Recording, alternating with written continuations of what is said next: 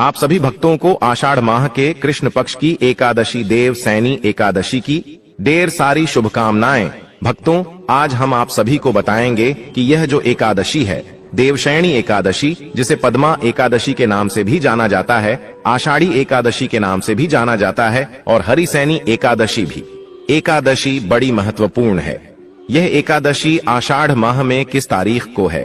5 जुलाई या फिर 6 जुलाई, कंफ्यूज ना हो। पूजा विधि क्या रहेगी, व्रत के नियम क्या रहेंगे और नारायण भगवान को क्या भोग लगाना है, व्रत में क्या खाना है क्या नहीं खाना है, संपूर्ण जानकारी इसके विषय में आपको प्रदान करेंगे कि यह एकादशी है, कब तिथि कब से कब तक रहेगी, जो लोग व्रत करने वाले हैं उनका व्रत कब करना है और एकादशी पर जो चावल आदि नहीं खाते हैं उनको यह नियम का पालन करना है।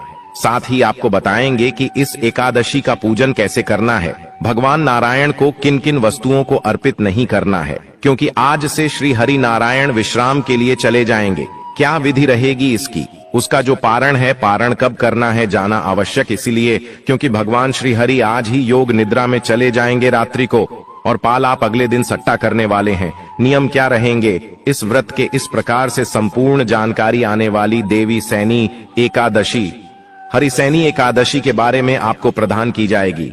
आपसे निवेदन है कि वीडियो यदि थोड़ा सा भी अच्छा लगे तो कृपया उसे लाइक अवश्य कीजिए। शास्त्रीय वीडियो होता है, पूरा पंचांग पुराण सबके ऊपर आधारित होता है। सबसे जानकारी एकत्रित करते हैं और उसके बाद आपको वीडियो बनाएं, तो कृपया इस वीडियो को आगे अपने दोस्तों रिश्तेदारों में शेयर जरूर करें, जिससे कि लोग इससे लाभ ले पाएंगे। हरि की महिमा को जितना आप विस्तार देंगे, जितना आप उनका प्रचार करेंगे, उतना कल्याण हरि विष्णु आपका करेंगे, ऐसा कहा गया है। पुराणों में भगवान नारायण स्वयं कहते हैं कि मुझे सबसे प्रिय वही है जो मेरी सही सामग्री का, मेरे धर्म का, माताएं बहनों जितना हो सके यह वीडियो आप शेयर करें लोगों के साथ, जिससे कि लोग सही विधि को जान पाए, सही विधि से भगवान का पूजन कर पाए और पाप करने से बचें। जानते हैं इस बात को कि हम कितनी सही सटीक जानकारियां आपके यहाँ प्रदान करते। अपने व्रत की सफलता के लिए, भगवान श्री हरि का आशीर्वाद प्राप्त करने के लिए कमेंट बॉक्स में अवश्य लिखिएगा जय श्री हरि या ओम नमो भगवते वासुदेवाय। जितना लिखेंगे उतना प्राप्त करेंगे। यहाँ पर सभी व्रत और त्योहारों की सही शास्त्रीय जानकारी प्रदान करते हैं। हम पंचांग और ज्योतिष शास्त्र के आधार पर बताते हैं कि कौन सी तिथि कब है, व्रत आदि कब करना है, कौन सा त्योहार कब मानना है, क्या विधि, क्या नियम होने चाहिए, क्या कथा और क्या महत्व में है। संपूर्ण जानकारी पुराण के आधार पर प्रदान की जाती है। तो यदि आप सभी व्रत और त्योहारों की सही शास्त्रीय जानकारी प्राप्त करते रहना चाहते हैं तो चैनल को भी सब्सक्राइब कीजिए, और सब्सक्राइब करने के बाद वहां पर एक बैल का निशान बना हुआ आएगा, घंटी का निशान बना हुआ आएगा, उसको अवश्य दबाइएगा, तभी आपको हमारे सारे वीडियो मिलेंगे, अन्यथा आपसे जानकारी छूट जाएगी।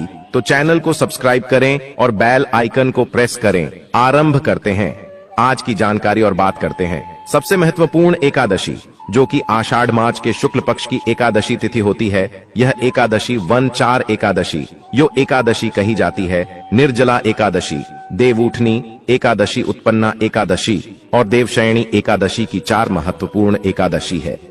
देवसैनी एकादशी जो आने वाली है, इसके दिन किए जाने वाले दान पुण्य तो महत्वपूर्ण है, व्रत तो महत्वपूर्ण है, लेकिन एक बड़ी बात जो उसके साथ जुड़ी है कि इस दिन के बाद भगवान श्री हरि योग निद्रा में चले जाते हैं। क्षीर सागर में जाकर 4 महीने तक गहरी योग निद्रा में चले जाते हैं। शुरुआत हो जाती है चातुर्मास, वह समय होता है 4 महीने का दिन। 4 महीना में भगवान श्री हरि सृष्टि का संचालन नहीं करते हैं, वह योग निद्रा में होते हैं, शान की अवस्था में होते हैं। इसीलिए इन 4 महीना में बहुत से कम बंद कर दिए जाते हैं। शादी विवाह आदि जो कर्म है वह नहीं किए जाते हैं। क्या क्या कम नहीं किए जाते हैं, क्यों नहीं किए जाते हैं, इसके विषय में भी हम आपको वीडियो के आगे बताएंगे कि कौन कौन से वह कार्य हैं जो देवसैनी एकादशी पर बिल्कुल ही वर्जित होते हैं, जो कि बंद हो जाते हैं। चाहे वह धार्मिक कार्य हो या फिर हाथ धातु में किसी प्रकार का काम नहीं होता है। यह एकादशी 4 महीने तक कोई कार्य नहीं होता। 12 महीने में से यह जो 4 महीने हैं, यह 4 महीने धर्म कर्म के लिए बने हैं। इन 4 महीना में जितना धर्म करेंगे उतना कल्याण होगा, महत्वपूर्ण होती है। इस एकादशी पर दिन में भगवान श्री हरि का पूजन किया जाता है और रात्रि को देव सुलाई जाते हैं, जिसे देव सोनी एकादशी कहते हैं। देव सुलाने की जो प्रथम है, यह बहुत सारे प्रति में आज भी जारी है और मनाई जाती है। और प्रति रात्रि जब भी शिवरात्रि आती है, देवयानी की, उसे दिन देर सुनाए जाते हैं और देव उठनी पर देव उठाए जाते हैं। इसके विषय में भी हम आपको वीडियो प्रदान करेंगे कि कैसे आप देव उठनी पर देव उठाएंगे और कैसे जोड़े सैनी आ रही है, इस पर रात्रि को कैसे आपको देवों को सुलाना है। इसका वीडियो भी हम जल्दी है आपके लिए लेकर आने वाले हैं। आज केवल चर्चा का विषय है हमारा कि देवशयनी एकादशी है, कब मुहूर्त आदि क्या है, किस विधि से पूजन करना है तो अभी हम केवल इसके बारे में अच्छी तरह से जान लेते हैं। भक्तों, देव सोनी एकादशी पर भगवान श्री हरि विष्णु 4 महीने की योग्य निद्रा पर चले जाते हैं और सृष्टि का जो भी कार्य कर है वैसे भगवान शिव जी के हाथ में छोड़कर निद्रा पर चले जाते हैं। सूर्य कर्क राशि में आता है तो भगवान को सहन करते हैं और जब वह सूर्य तुला राशि में आता है तब वह भगवान को जगाया जाता है। यदि कभी अधिक मास आ जाए तो भी यह काम इसी प्रकार से चलता है। आषाढ़ मास की शुक्ल पक्ष की जो एकादशी होती है, इसी दिन सूर्य कर्क राशि में प्रवेश करेगा, जो कि भगवान श्री हरि विष्णु को निद्रा के रूप में कार्य करेगा। तुला राशि में सूर्य का प्रवेश होगा तो भगवान को जागृत किया जाएगा। यह क्रम इसी प्रकार से चलता रहता है, चाहे अधिक मास हो चाहे सामान्य गणना की बात हो। जब चातुर्मास आरंभ होता है ना, तो चतुर्मास में कुछ नियम लिया जाते हैं। एक नियम होता है चातुर्मास व्रत का, कि कैसे चातुर्मास का व्रत रखना चाहिए, जो कि 4 महीने का व्रत चलता है। इसके अतिरिक्त भिन्न भिन्न दान के नियम दिए जाते हैं, जो 1 महीने के भी होते हैं, 2 महीने के भी होते हैं और पूरे 4 महीने के लिए भी यह नियम धारण किए जाते हैं। इन दिनों में होता है ना, इन दिनों में इन धर्म कर्मों को करने का फल बहुत अधिक है। संक्षेप में यहाँ बताते हैं, विस्तार से हम आपको अलग से वीडियो में बताएंगे। जैसे कि एक कम आता है जो आप चातुर्मास में नियम दे सकते हैं, वह है प्रतिदिन मंदिर में झाड़ू देने का। जो मनुष्य प्रतिदिन मंदिर में झाड़ू देते हैं, जल से धोते हैं या अगर कच्चा है तो गोबर से लेते हैं, मंदिरों में रंग करते हैं और तथा उनका 7 जन्म तक ब्राह्मण की योनि मिलती है, अर्थात वह ब्राह्मण के रूप में उच्च चातुर्मास में भगवान को दूध नहीं, शहद और मिश्री आदि से स्नान करते हैं, न भूमि दान देते हैं। स्वर्ण आधी रात में वैभवशाली होकर अंत में स्वर्ग में जाकर इंद्र सुख भोगते हैं।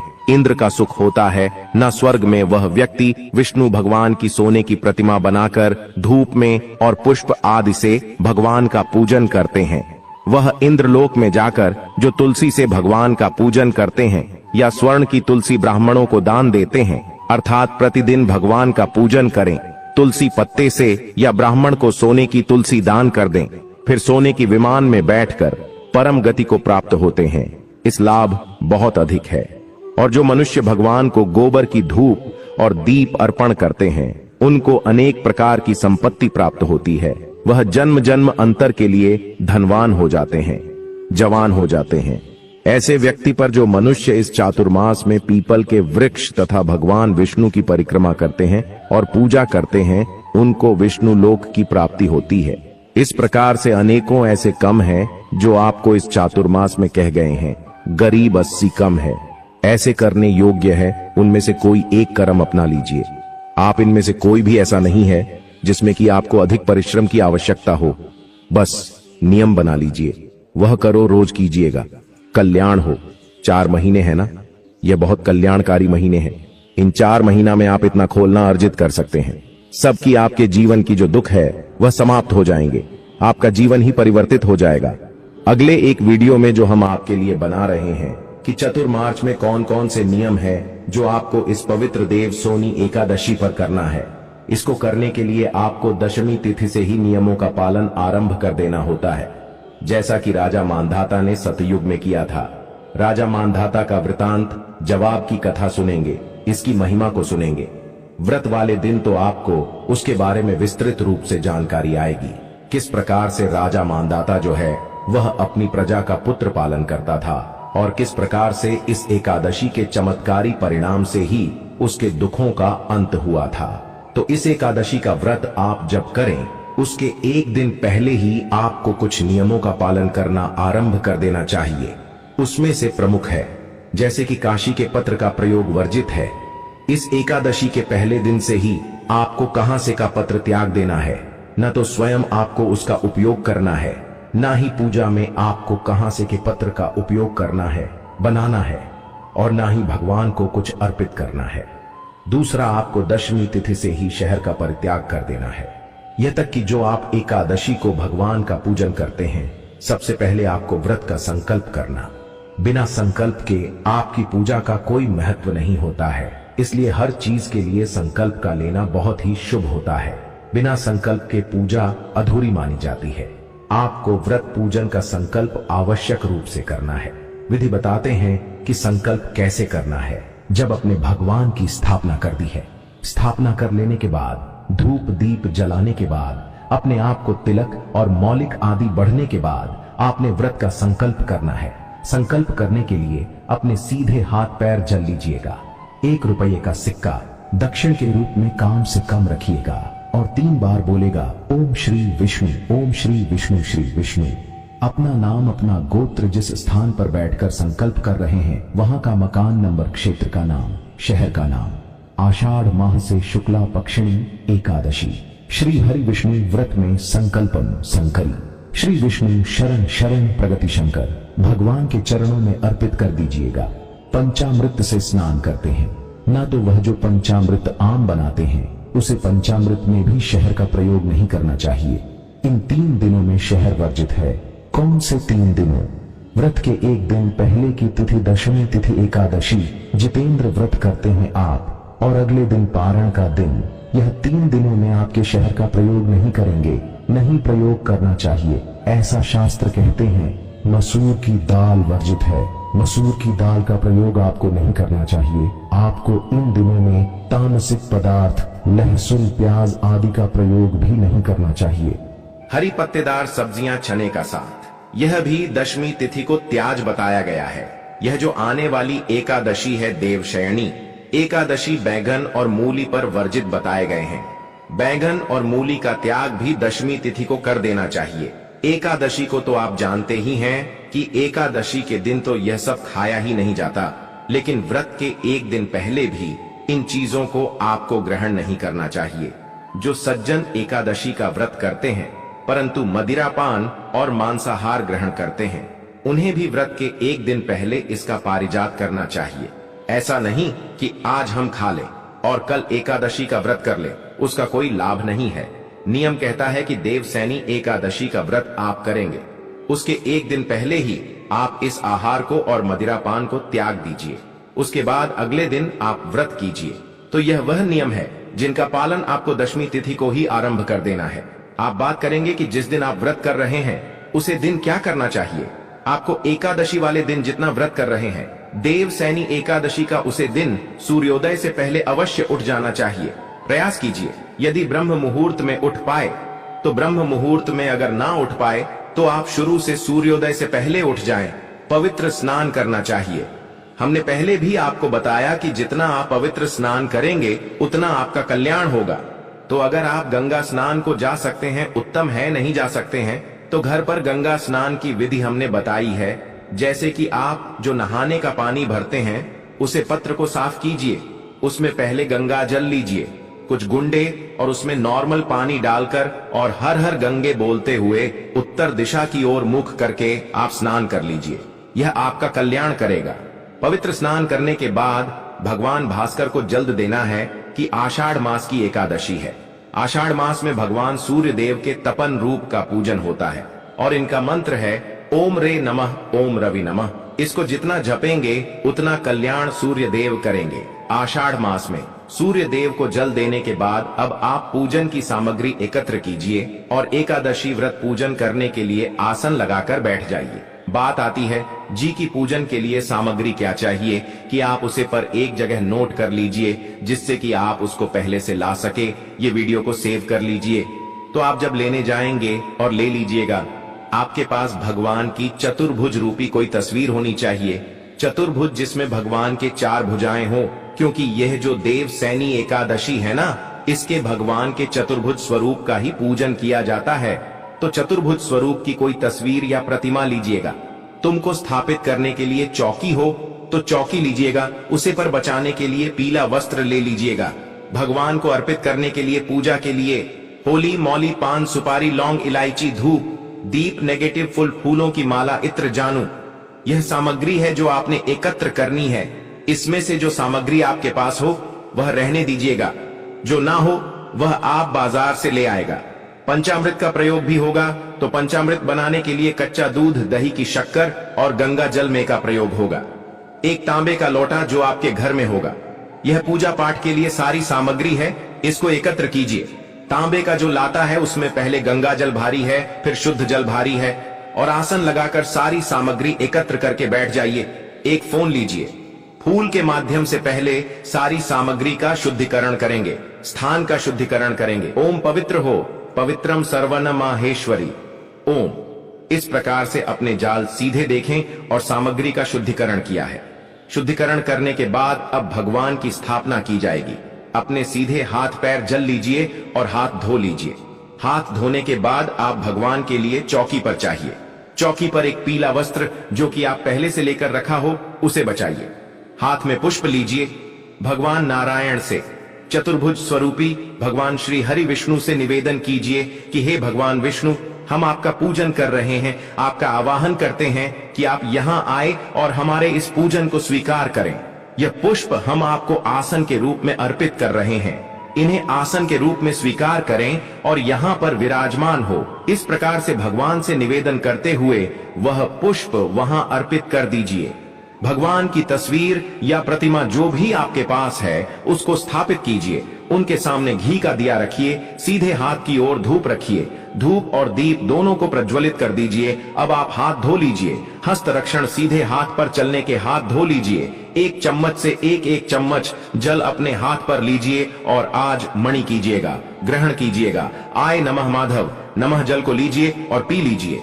ओम केशवय नमः जल को लीजिए, पी जाइए। ओम नारायण नमः जल को लीजिए, पी जाइए। ओम अर्षिकेश बाय नमः, उसके बाद आपके हाथ धो लेना है। ओम हास्टल नमो नमः, उसके बाद आपको नमः तिलक कीजिए। परिवारी जो भी लोग पूजा कर रहे हैं उनका तलाक कीजिए और मौली हाथ में बांध दिए।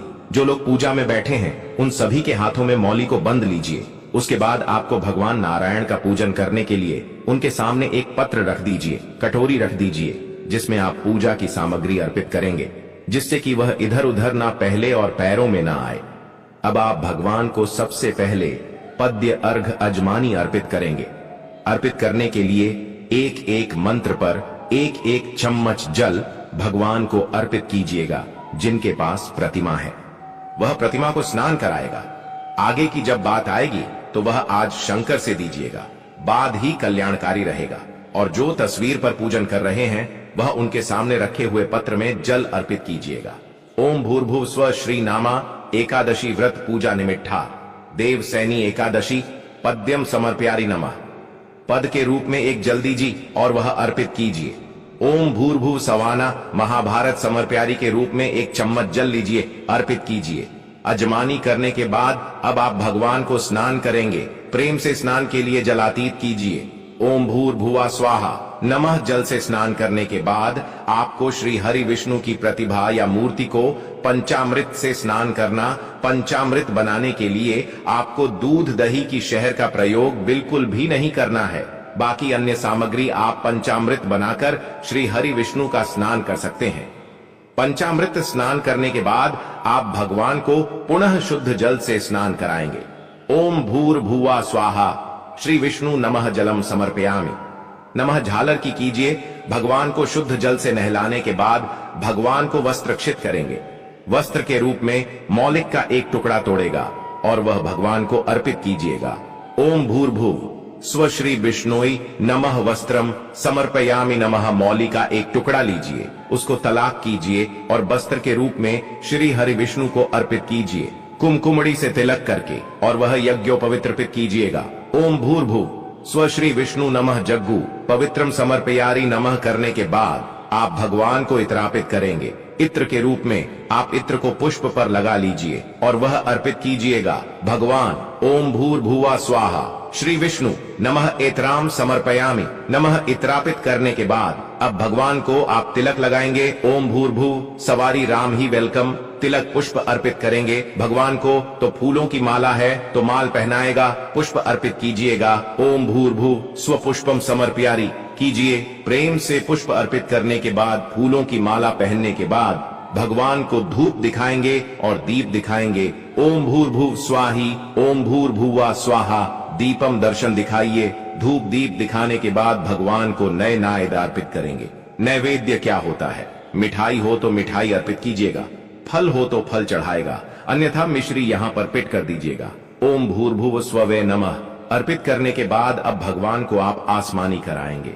जलाशमणि ओम भूर्भुव स्वाम समर व्यायाम ही भगवान को तंबू अर्पित किया जाएगा। इसके बाद तांबूल के लिए पान का पत्ता लीजिए, उसमें 2 लौंग 2 इलायची और सुपारी रखिए। ओम भूर्भुवः स्वहतम पोलम समर्पयामि परम शुभ लक्षण अर्पित करना चाहते हैं भगवान के लिए वहां दक्षिण हाथ में दीजिए और चढ़ाई भगवान को। ओम भूर्भुवः स्वाहा एवं समर्भयम करने के बाद अब भगवान को हाथ जोड़कर नमस्कार कीजिए और देवसैनी एकादशी की कथा का श्रवण कीजिए। व्रत कथा भी अपने सुनाई है, दोनों ही कथाएं आपको हमारे चैनल पर सुनाई जाएंगे। साथ में विष्णु सहस्त्र नाम अवश्य श्रवण करना है।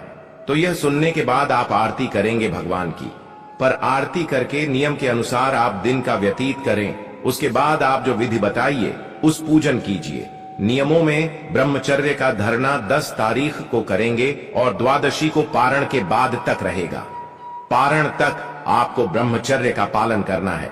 किसी के साथ देश की भावना नहीं, किसी का अहित नहीं, किसी का बुरा नहीं करना, किसी को नुकसान नहीं पहुंचाना, धोखा नहीं देना, मन से शुद्ध रहना, तन से शुद्ध रहना, भगवान के चरणों में मन को लगाते हुए दिन को व्यतीत करना। साइन कल को कीर्तन करना, कीर्तन में ना जा सकूं तो शाम के समय आप विष्णु सहस्त्र नाम सुन लो, कथा सुन लो। खाने का मतलब है कि आपको एकादशी के दिन भगवान की भक्ति में लिंग रहना है, तभी आपको पुण्य फल की प्राप्ति होगी। चलिए भक्तों, जान लेते हैं कि एकादशी का टाइम क्या रहेगा, व्रत रखने का क्या समय रहेगा, व्रत पर का क्या समय रहेगा, पूजा का शुभ मुहूर्त कितने बजे करना है, यह सब जानकारी भी हम जान लेते हैं। एकादशी तिथि प्रारंभ 5 जुलाई 2025 शनिवार शाम 6:68 से एकादशी तिथि समाप्त। 6 जुलाई 2025 रविवार रात 9:14 तक। चूंकि उदया तिथि का पालन किया जाता है, इसलिए व्रत 6 जुलाई 2025 रविवार को रखा जाएगा। चौघड़ियां शुभ मुहूर्त, व्रत मंत्र संकल्प, पूजा ब्रह्म मुहूर्त, ब्राह्म मुहूर्त सुबह 4:08 से 4:48 पर, विजय मुहूर्त दोपहर 2:45 से 3:40 तक, अभिजीत मुहूर्त लगभग 12:01 से 12:50 तक, रात्रि निशिता मुहूर्त रात्रि 12:06 से 12:56 तक रात में, अमृतकाल दोपहर 12:51 से 2:38 तक। इन मुहूर्तों में से कोई भी समय चुनकर व्रत का संकल्प या पूजा शुरू की जा सकती है। इसी समय तालिका से आपको पूजा पाठ करना है। अगर इस समय चूक भी जाता है, फिर भी आपको पूछ श्रद्धा भाव से पूजा पाठ करना है, क्योंकि श्री हरि विष्णु आपकी पूजा पाठ व्रत से ही प्रसन्न हो जाते हैं। तो आपको इतना ध्यान देने की जरूरत नहीं है, लेकिन हो सके तो टाइम और नियम के हिसाब से पूजा पाठ करें तो शुभ होता है। तो आपको यह जानकारी कैसी लगी, हमें कमेंट बॉक्स में जरूर बताएं। कमेंट बॉक्स में पूर्ण श्रद्धा से लगते हैं। जय श्री हरि विष्णु, जय नारायण नमः, जय माता लक्ष्मी। भगवान विष्णु की कृपा आप पर, आपके परिवार पर सदा ही बना रहे। वीडियो को लाइक जरूर करें। चैनल पर नए हैं तो चैनल को सब्सक्राइब